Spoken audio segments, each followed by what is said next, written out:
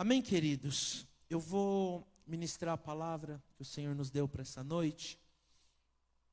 Eu creio que tudo aquilo que Deus faz em nós tem um propósito, amém? Eu sempre tenho dito isso aqui.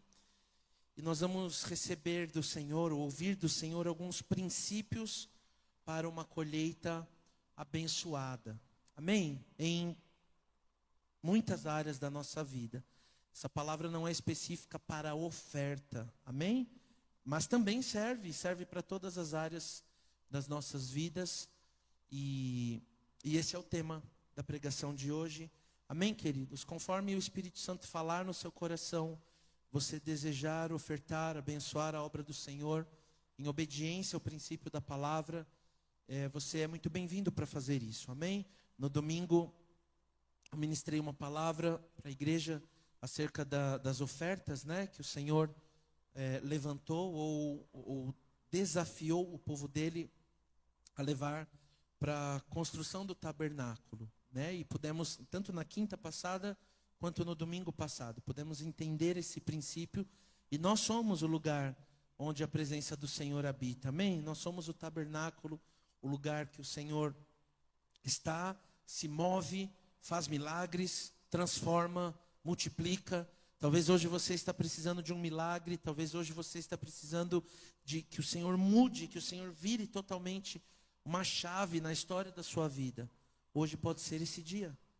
Se você crê, se você se posiciona, Deus age. Se eu creio, se eu me posiciono, Deus age em nossas vidas. Amém, queridos? Amém? E eu quero falar especificamente ou de forma abrangente sobre dois princípios, tá bom? Para que tenhamos uma colheita abençoada. O primeiro princípio, não dá para fugir dele, é a semeadura. Amém? Nós vamos entender como é este princípio. Olha o que a palavra diz lá em Gálatas, capítulo 6, versículo 7. Você trouxe a sua Bíblia? Depois de domingo, né? Quantas Bíblias nós temos hoje aqui? Eu vou contar de novo. Vamos lá. Quantas Bíblias? 1, 2, 3, 4, 5, 6, 7, 8, 9, 10. Uau! Domingo tinha 9 e hoje tem 10. Então domingo que vem tem que ter mais. Amém, queridos? Vamos voltar ao hábito, ao prazer, à memória de pegar a nossa Bíblia quando vem para o culto. Vamos ou não? Amém?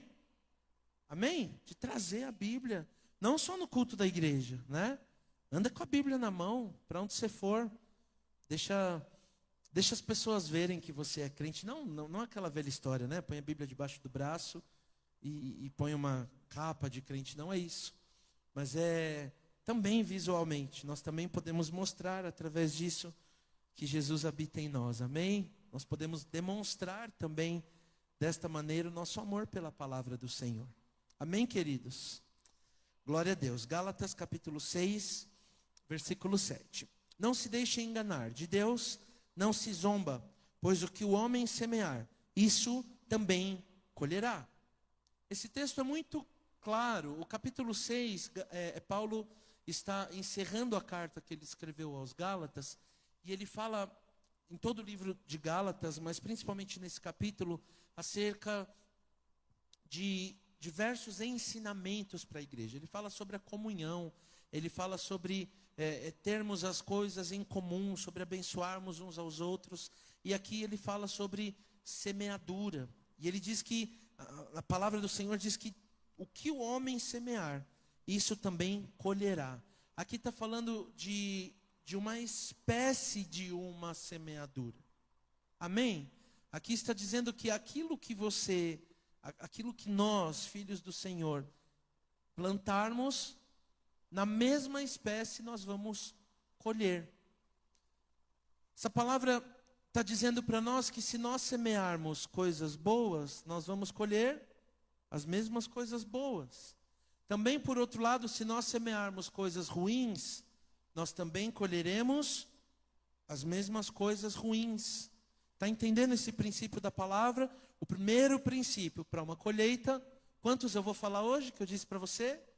2. O primeiro deles, guarda no seu coração, é a semeadura. Você precisa semear, você precisa plantar para que você colha. Amém, queridos? O que o homem semear, isso também colherá. A mesma espécie, a mesma semente que você colocar na terra, é o fruto que você vai receber para você. Amém? Você vai colher conforme a semente que você semear. E aqui nós podemos entender inúmeras situações, inúmeras atitudes que quando nós praticamos, nós vamos colher as consequências dessa atitude. Amém? Contei aqui recentemente, numa ministração, a respeito de um testemunho que eu ouvi. Não me lembro agora se foi aqui na igreja, se foi numa célula, que eu falei a respeito de um casal que se converteu e eles moravam juntos, não eram casados, ou seja, estavam fora do princípio da palavra do Senhor. Foi aqui pregando que eu falei disso? Acho que não, né? Foi na célula, talvez? Sei lá. Eu falei um dia desses aí. E esse exemplo tocou muito meu coração, porque falava a respeito desse casal e eles se converteram em uma igreja, já tinham filhos, tinham uma vida normal, como de um casamento, embora não fossem casados legalmente. Não estavam em obediência à palavra do Senhor. E eles entenderam o princípio do casamento, entenderam que estavam vivendo fora do princípio do Senhor e decidiram se separar até que se casassem. Se separar como? Não mais se relacionarem. Então, cada um passou a dormir em um quarto, dentro da mesma casa, convivendo normalmente, educando os filhos, vivendo com os filhos. Isso durou aproximadamente 3, 4 meses, não me recordo exatamente o tempo. Foi o período que eles conseguiram marcar o casamento para que se casassem e voltassem a ter a intimidade do casal. E esse testemunho me marcou profundamente, porque não é fácil fazer isso. Ou é? Sem dúvida, não. Mas eles entenderam que acima do relacionamento deles, da maneira como eles se amavam, e realmente se amavam, tanto que decidiram casar e acertar a vida deles perante o Senhor, eles entenderam que acima do relacionamento deles como casal, está a vontade do Senhor. Olha que coisa linda. Então, se eu preciso me abster de algo que eu sei que não agrada ao Senhor, eu preciso me abster daquilo. Agora imagine quantas bênçãos esse casal não colheu por ter semeado esse tempo de santidade, de obediência, a partir do momento que eles conheceram a verdade da palavra. Você acha que Deus ia cobrar deles quando eles não conheciam a palavra? O que você acha? De fato, não. A própria Bíblia isenta o homem de pecados cometidos em tempo de ignorância, antes de conhecer o Senhor Jesus Cristo. A Bíblia isenta, o Senhor perdoa, Jesus morreu na cruz exatamente por isso. Amém? Agora, eles tiveram um encontro com Cristo. Eles precisavam tomar uma decisão na vida deles. E aí a cruz, entenda o que eu vou dizer, a cruz deixa de ser um lugar de cura, perdão e restauração quando eu decido andar no pecado. Não que a cruz na sua essência tenha perdido o seu poder, mas sobre a minha vida, se eu tomo essa decisão de plantar, de semear o erro, o poder da cruz deixa de estar sobre mim. Você está entendendo isso? A verdade chegou, o meu coração se converteu, eu entendi qual é a vontade do Senhor, mas eu decido continuar andando errado. Irmão, não tem poder de Jesus se não houver arrependimento, amém? Não há poder de Jesus que vá me alcançar. Até que o meu coração se abra, se arrependa e eu mude a rota. Ah, mas é só um pecadinho, é só uma coisinha. São plantações. Você está sujando o seu terreno. Olhe para a sua vida como um grande terreno que Deus colocou na sua mão. Conforme você semeia coisas ruins, você está sujando esse solo. Você está contaminando esse solo. Você entende isso? Sim ou não? Então o casal lá se converteu, aceitou Jesus, amou Jesus, se apaixonou pela presença, recebeu a palavra, entendeu o princípio. Eles tinham duas decisões possíveis para tomar. Ou eles continuavam vivendo em pecado, e um dia eu acerto isso. Casamento não acerta a situação. Arrependimento acerta a situação.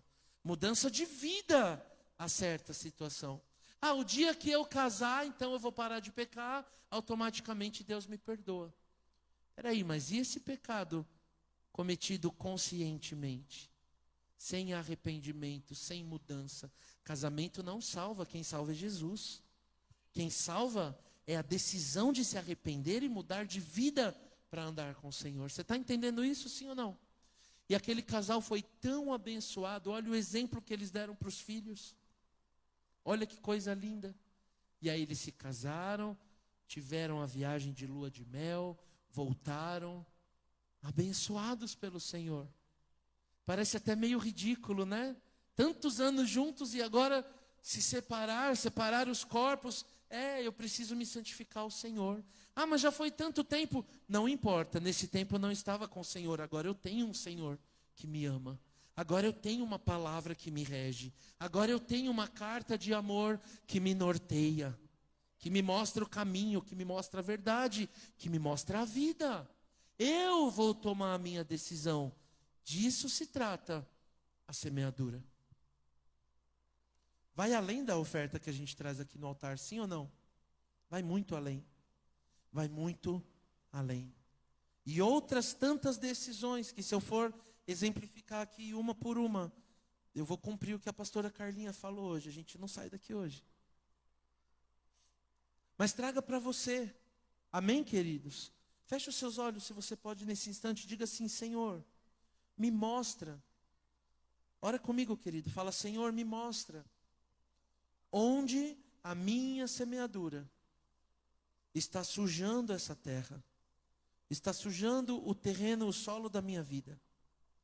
Me mostra, Senhor, abre os meus olhos nesta noite. Eu quero me arrepender, eu quero mudar, eu quero tomar posição com o Senhor, em nome de Jesus. Você tem noção da oração que você acabou de fazer?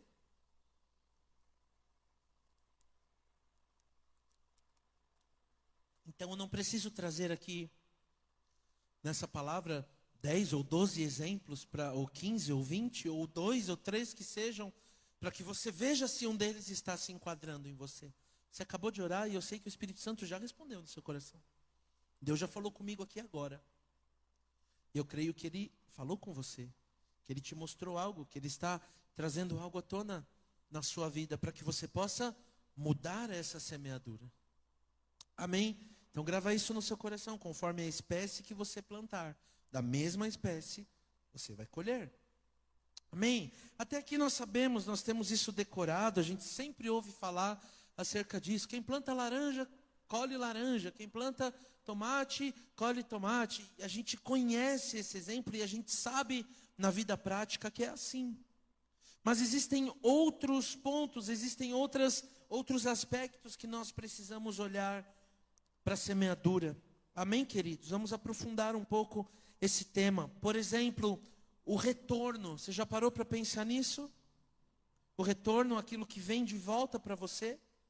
Falamos agora da espécie, agora vamos falar do retorno. Olha o que diz a palavra em Mateus, capítulo 7, abre aí. As 10 Bíblias que estão aqui, eu vou fazer igual domingo.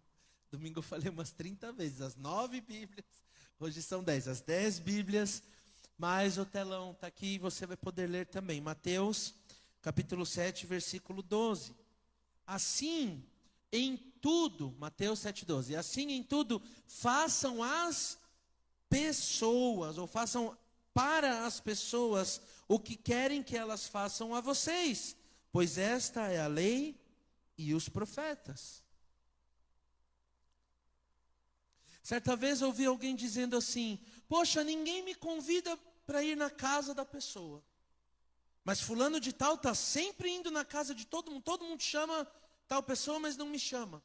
E alguém respondeu assim: quantas vezes você chamou as pessoas para sua casa? É o retorno. Está entendendo isso? É o retorno, aquilo que você quer receber, dê. Aquilo que você quer que façam para você, faça. Você quer que alguém faça mal para você? Alguém aqui deseja que alguém faça mal para você? Então por que, vou falar de mim, por que eu vou fazer o mal para o outro? Se eu não quero que o mal venha de volta para mim. Assim como em tudo, façam as pessoas o que querem que elas façam a vocês, pois esta é a lei e os profetas. Toda vez que no Novo Testamento é citado, pois esta é a lei e os profetas, está falando da palavra do Senhor. Amém? É o mesmo que dizer, pois esse é Jesus Cristo. Pois assim é Jesus Cristo. Por que a lei e os profetas? A lei e os profetas, além dos livros históricos, resumem todo o Antigo Testamento. E nos evangelhos, qual era a palavra conhecida até então? Diga assim, o Antigo Testamento.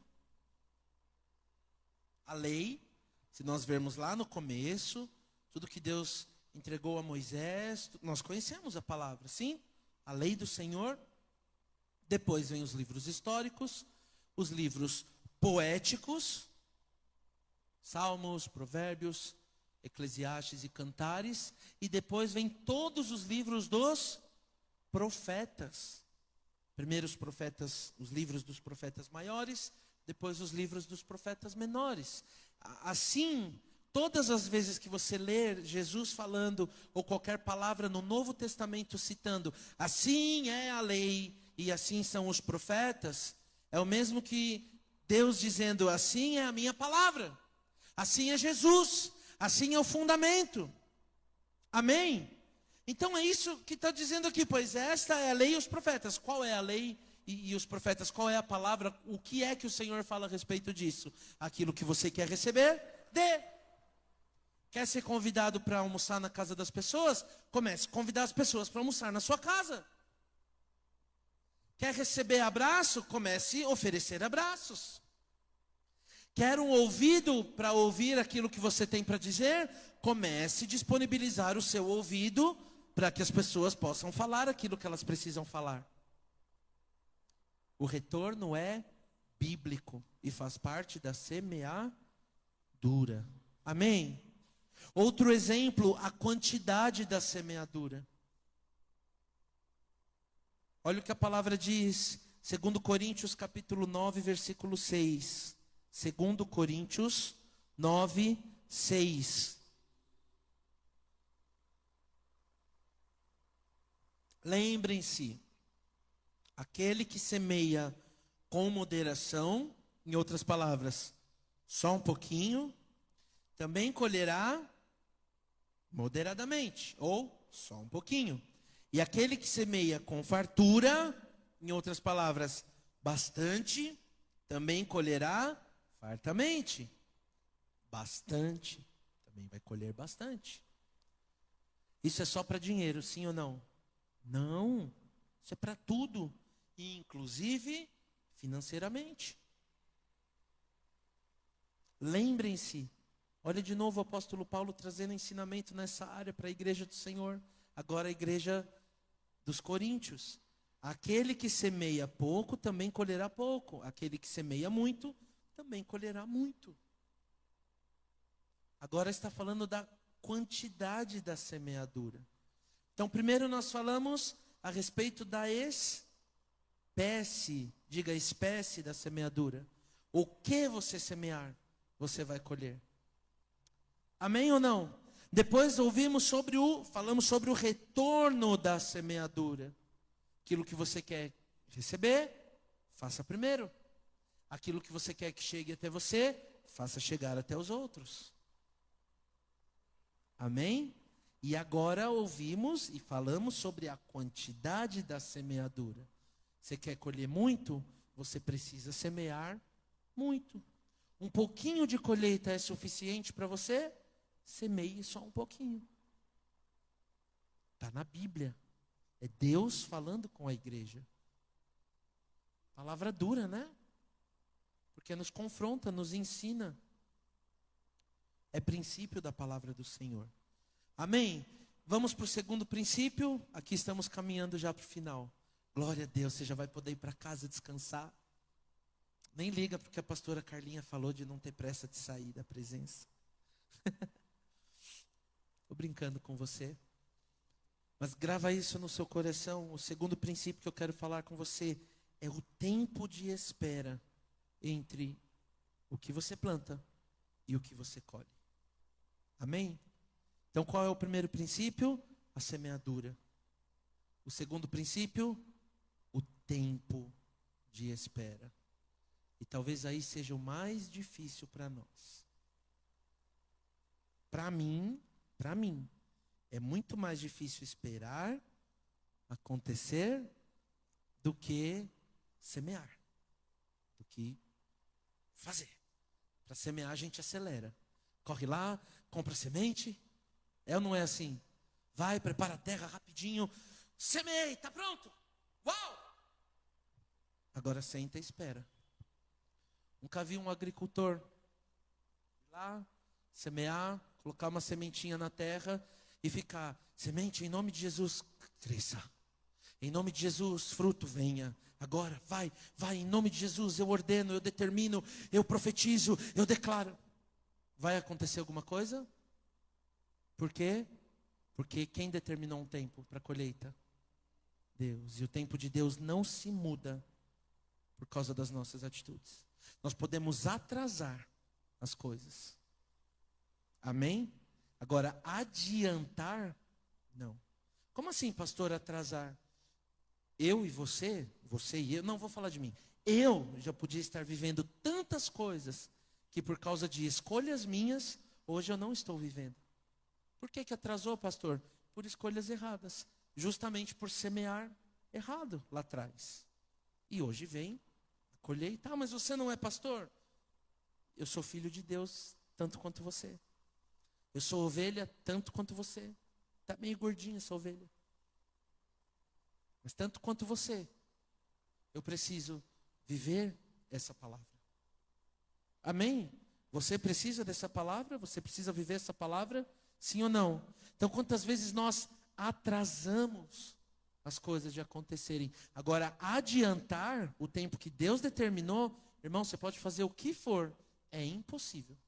Não se adianta o tempo que Deus determinou. Amém? Amém? Eita, tá difícil hoje de receber, né? Porque é só confronto. Ah, pastor, falar de semeadura e de colheita devia ser algo mais profético. Você quer algo mais profético do que entender o princípio da palavra do Senhor? Do que Deus deixar claro para nós que não adianta plantar e ficar lá, cresce. Agora, vai, vou orar, vou jejuar, subir um monte, ungiu, em nome de Jesus, cresça! Não vai crescer. Tem o tempo determinado pelo Senhor. É o tempo da maturação. É o tempo de gerar. É o tempo de crescer. E muitas vezes nós não estamos vendo. Muitas vezes não, nós nunca estamos vendo. Até que brote da terra. A gente olha e só vê terra. Mas espera aí. Lembra que hoje você e eu já ouvimos que nós somos a terra que o Senhor deu nas nossas mãos para cuidarmos e para semearmos coisas? De repente a gente está lá e vem uma colheita ruim. Jesus, que é isso que está acontecendo na minha vida? Por que eu estou passando por isso? Olha o tamanho dessa dificuldade. Jesus, e agora eu não vou suportar. Vamos lembrar qual foi a sementinha que ficou exatamente nesse lugar onde está saindo essa colheita ruim. Qual foi a sementinha? Precisa quebrar, precisa rejeitar, precisa confessar, precisa se arrepender. precisa clamar pelo sangue de Jesus, que nos purifica de todo pecado, de toda maldição. É só o poder de Jesus. Está entendendo a palavra? Sim ou não? Então nós temos esse tempo de espera. Deixa eu dar um exemplo para você. A uva, quando ela é plantada, ou quando ela é semeada, ela leva em média 4 meses para gerar o seu fruto. Pronto para o consumo. 4 meses. Então não adianta ir lá, colocar a sementinha da uva e ficar lá sentado num banquinho esperando. É hoje, é amanhã. Não, você conta. Você conta. O tempo. Tal dia, em tal mês, vai chegar a época e vai dar, vai nascer. A manga são 8 meses. Está ficando mais difícil, né? 8 meses, desde que uma manga é semeada, para que chegue ali o fruto. Estou falando de algo bem superficial, tá bom? Talvez alguém que entenda bem dessa parte fale para mim: você está falando tudo errado, pastor. Tá bom, foi a pesquisa que eu fiz. Eu não entendo, nunca plantei nada, não conheço. Mas a banana demora 1 ano. 1 ano do plantio até a colheita. Hoje alguém disse assim para mim: pastor, já faz 20 anos que eu oro, busco e tem 20 bananas aí para colher. Mas vai chegar. Semeou? Está semeando? Está colocando na terra? Você sabia que a nossa oração é uma semente? As lágrimas que nós derramamos aos pés do Senhor Jesus são sementes? Uma coisa Deus não erra, Ele não perde semente. Não tem uma semente, princípio da palavra do Senhor, que não vá frutificar. Amém?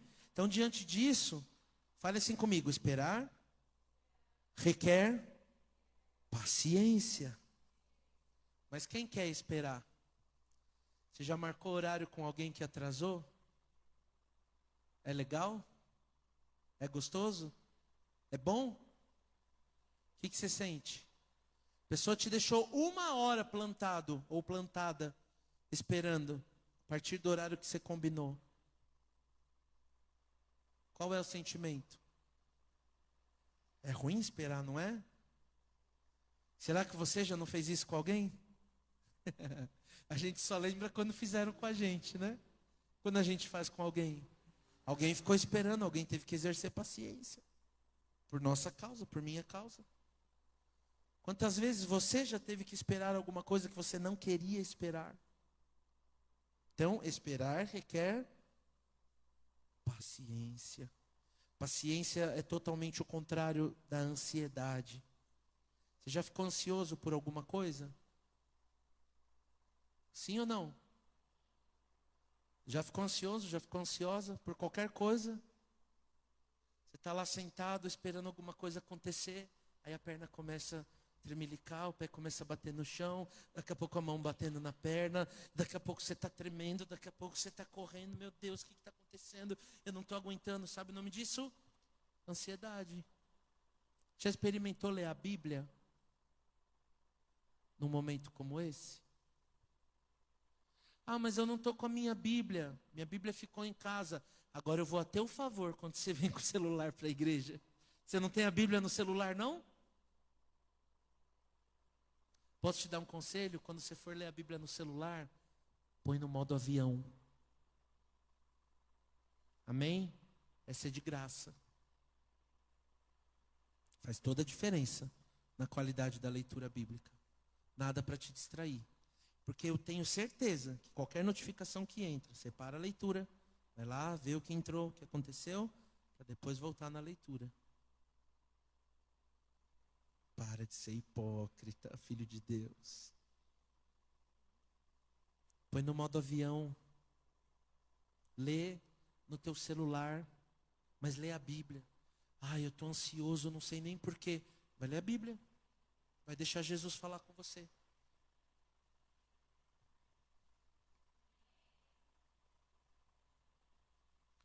Esperar requer paciência. Olha o que a palavra diz, Tiago capítulo 5, versículo 7. Caminhando para o final. Esse é o segundo aviso, no terceiro eu termino. Tiago 5, 7. Portanto, irmãos, sejam o quê? Ansiosos até a vinda do Senhor. Amém? Amém? Sejamos muito ansiosos até a vinda do Senhor. Portanto, irmãos, sejam pacientes até a vinda do Senhor. Olha, vejam como o agricultor, lembra da uva, da manga, da banana? Lembra os exemplos que eu já trouxe aqui, sim ou não? Guardou aí no teu coração? Vejam como o agricultor aguarda que a terra produza. Não é você que vai produzir. É a terra. Deus deu uma ordem para a terra. A terra vai produzir a teu favor. O teu papel é semear. O teu papel é plantar. É fazer aquilo que Deus está te desafiando nessa noite. Amém? Vejam como o agricultor aguarda que a terra produza a preciosa colheita. E como espera com paciência até virem as chuvas do outono e da primavera. São as duas chuvas que marcam o início e o final da estação do plantio. É necessário que duas chuvas venham sobre a terra para que seja marcado o tempo daquela semente frutificar. Comece a orar, comece a clamar ao Senhor, Pai, quais são essas duas chuvas? O que o Senhor vai derramar? Comece a contar, comece a anotar as chuvas que o Senhor tem derramado sobre a sua vida. Isso é poderoso. É princípio da palavra. O agricultor espera, aguarda a terra produzir. Espera com paciência virem as chuvas. Tem que esperar. Ah, mas eu não gosto de esperar. Deus não está perguntando se eu e você gostamos de esperar. Deus está dizendo, tem que esperar. E o diabo está dizendo o quê? Corre, acelera, produza, faça, corra. Você não tem tempo para perder. Não, eu não estou perdendo tempo, estou esperando o tempo do Senhor. Ah, não, isso é perda de tempo. Não estou perdendo. Eu estou obedecendo o meu Senhor. Obediência nunca é perda, é ganho. Por mais difícil que seja, comece a praticar a paciência. Daqui a pouco vai ficar fácil. Posso te dar um exemplo? Alguns anos atrás, muitos anos atrás, eu era extremamente estressado no trânsito. Extremamente. A ponto de não poder levar uma fechada, enfiar a mão na buzina, colocar a cabeça para fora, gritar, reclamar. Enfim, mau testemunho. Hipócrita. No altar ministrando amor, perdão, a graça, o favor, Deus abençoe, abençoe uns aos outros, e lá fora dando mau testemunho. E até que eu passei por uma experiência, já contei várias vezes, onde eu fui totalmente constrangido por uma má atitude que eu tive, e a outra pessoa abriu o vidro do carro e me pediu perdão, sendo que quem errou fui eu. E eu, Jesus, eu preciso mudar de vida, eu preciso agir diferente, eu preciso fazer as coisas de outro modo. O Espírito Santo começou a trabalhar isso em mim, e eu fiz uma aliança com Deus. Falei, Senhor, a partir de hoje eu vou parar de me estressar dirigindo o carro na rua. Ou então eu vou parar de dirigir. Mas não foi assim, porque toda semeadura leva um tempo, porque o sentimento vinha. Está entendendo? Ainda vinha aquele sentimento, aquele desejo de explodir, de revidar, e de ir atrás, e de fazer, e acontecer. E aí, quando vinha esse sentimento, eu me lembrava daquilo que eu tinha falado com Deus. Deus, Eu quero ser diferente, eu quero ser paciente, eu quero ter calma para dirigir. Hoje eu pareço, com todo respeito, um velhinho de 120 anos dirigindo. Quem anda comigo sabe. Tem que ter paciência para andar de carro comigo. Eu corro, amor. Quem já andou de carro aqui comigo já me viu correr? Correr mesmo? O novo Marcos. É 90, vai andar 90. É 50, vai andar 50. Há uns 2 anos atrás eu recebi umas 3 multas de velocidade. Me deu uma vergonha. E era tudo assim, 1 km por hora, 2 a mais do que o permitido. Uma avenida perto de onde eu morava.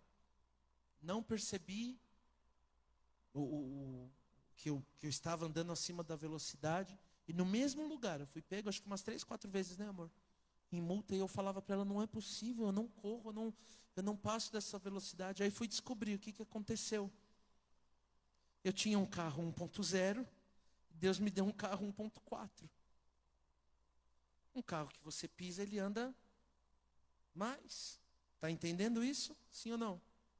Automaticamente, sem perceber, para mim, eu estava dentro do limite, tranquilinho, mas estava passando aquele pouquinho, bem pouquinho do limite. O que acontece? O radar vai lá e te pega. Doeu, sangrou para pagar aquelas multas. Mas veja se hoje tem alguma multa por causa de velocidade na minha pontuação, da minha habilitação. Até isso a gente precisa aprender a controlar. Ah, mas o Marcos é muito bom. Eu estou falando do trânsito. Tem muita coisa ainda que eu preciso mudar, que eu preciso começar a semear da maneira que a palavra me desafia nessa noite. Amém? Você está ainda aqui comigo? Posso ler o último texto com você? Sim ou não?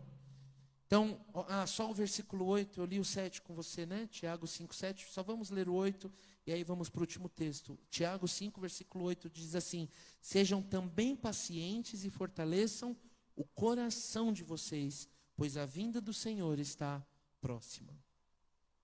Em outras palavras, a palavra está dizendo para nós assim, não adianta ficar ansioso pelas coisas, porque nem pela volta do Senhor vai dar para ficar ansioso. Você sabe quando Jesus vai voltar? Sim ou não? Não sabemos, nunca saberemos. Mas Ele vai voltar. Temos que esperar. Essa a gente espera fácil, né? A volta de Jesus a gente espera com uma paciência, com uma longanimidade. Tomara que demore muito. Principalmente se eu estou andando no erro. Porque daí eu tenho tempo de me acertar. Aí a paciência falou comigo, a longanimidade bateu aqui. Sejamos pacientes com todas as coisas. É aprender a vencer a ansiedade. Aprender a esperar no Senhor. Você vai colher aquilo que você semeou. Você está semeando santidade aqui na terra, você vai colher. Jesus está voltando. Você vai colher uma vida eterna com o Senhor. Não vale a pena plantar coisas boas, plantar aquilo que a palavra nos chama a plantar hoje? Sim ou não? E por último, diga assim, esperar requer fé. Você pode dizer mais forte? Esperar requer fé.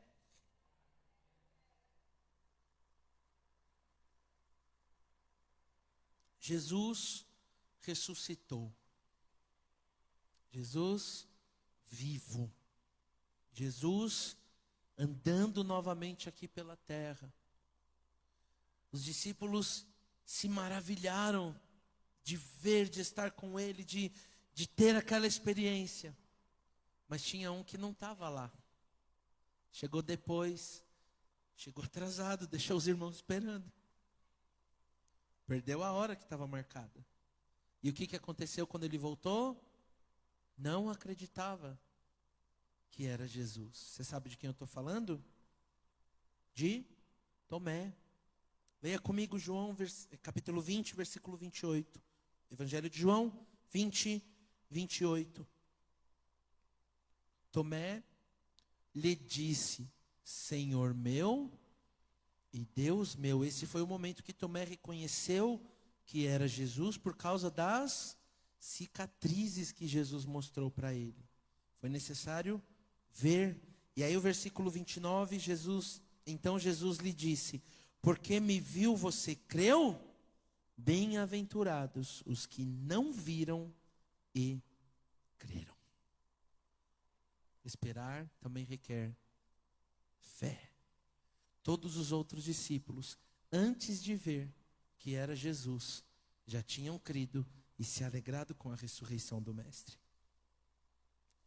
O que os seus olhos naturais estão esperando ver para você se alegrar em Deus? Se alegra já. Agradece já. Obrigado, Senhor. Obrigado porque eu sei que o Senhor já fez. Ah, mas são 20 anos esperando. Comece a agradecer, para de pedir. Ah, são 10 anos esperando. Para de pedir, comece a agradecer. Ah, mas faz 4 meses que eu plantei. Está chegando o tempo, calma. Talvez essa semente é de 8 meses. Talvez essa é de 1 ano, você está achando que são 4. O tempo, o controle não está na nossa mão. Diferente da agricultura, na agricultura se sabe qual é o tempo da espera. Então não precisa de paciência. Precisa de planejamento. Sim ou não? Agora, quando nós não sabemos qual é o tempo da colheita, e nós não saberemos, porque Deus é sábio e conhece as sementes de ansiedade que existem no coração do homem, então Deus, pela sua sabedoria infinita, soberana, não nos permite saber o tempo que as coisas vão acontecer. Para quê? Para que nós aprendamos a esperar, depender e confiar nele. Diga assim comigo: eu preciso semear a espécie certa. Eu preciso saber. Diga comigo, não baixa a tua voz não. Eu preciso saber que o retorno virá. E eu preciso caprichar na quantidade da minha semeadura. Esperar requer paciência. E esperar requer fé. Se não tiver paciência e se não crer, nós vamos viver a vida inteira lamentando. E o pior, a colheita não vai chegar. Porque nós mesmos estamos deixando de lado a fé, a confiança, o poder da palavra de realizar em nossas vidas. Amém? Você recebe essa palavra com muito amor. Eu entrego essa palavra para a igreja. E creia que o Senhor Jesus está no controle. Não desanime, não desista. Jesus está fazendo algo diferente sobre as nossas vidas. Ah, mas tudo está acontecendo diferente de como eu queria. Não tem problema. Continue semeando da maneira certa. Continue semeando a uva, vai nascer uva. Continue semeando manga, vai nascer manga. Continue fazendo a espécie certa, vai vir a espécie certa. Não mude a estratégia. Não ouça a voz do inimigo. Não ande ansiosamente. Não tente apressar o tempo do Senhor. Não tente reduzir o tempo da espera para que a colheita chegue. Não faça isso. E no tempo certo, da maneira certa, o Senhor vai colocar sobre as suas mãos a colheita do seu plantio. Em nome de Jesus.